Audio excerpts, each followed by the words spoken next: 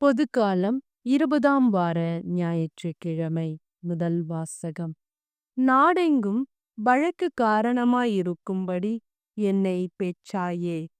இறைவாக்கினர் எரேமியா நூலிலிருந்து வாசகம்.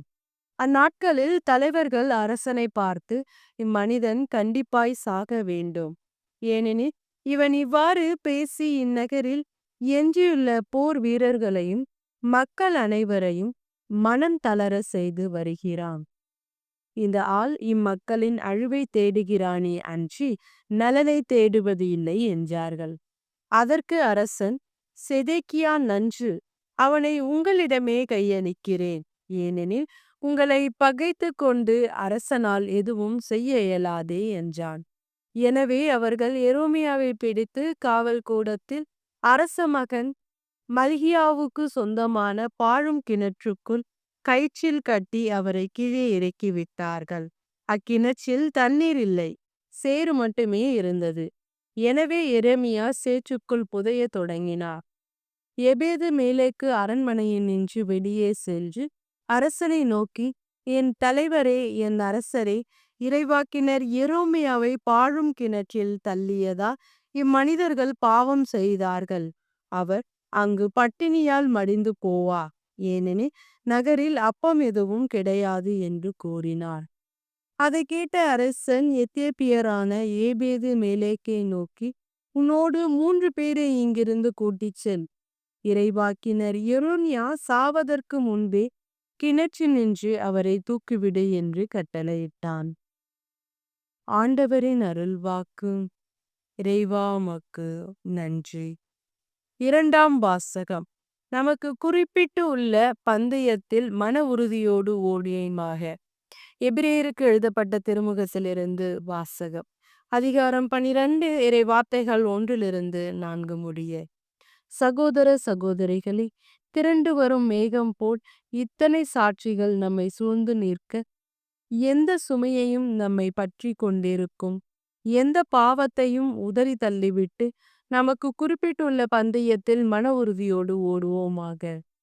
நம்பிக்கையை தொடங்கி வழி நடத்துவோரும் அதை நிறைவு செய்வோருமான இயேசுவின் மீது கண்களை பதிய வைப்போம்.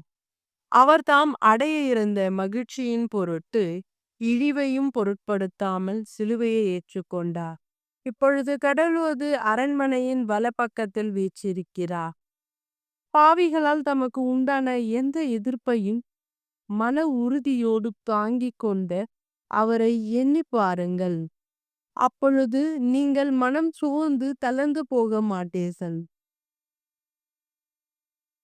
பாவத்திற்கு எதிரான போராட்டத்தில் இரத்தம் சிந்தும் அளவுக்கு நீங்கள் இன்னும் எதிர்த்து நிற்கவில்லை. ஆண்டவரின் அருள்வாக்கு. இறைவா உமக்கு நன்றி.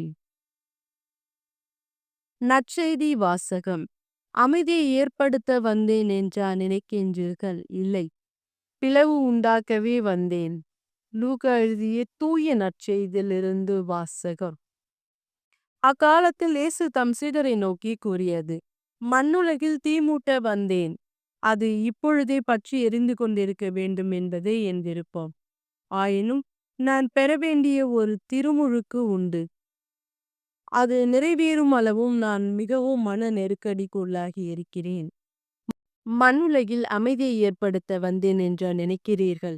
இல்லை, பிளவு உண்டாக்கவே வந்தேன் என உங்களுக்கு சொல்லுகிறேன்.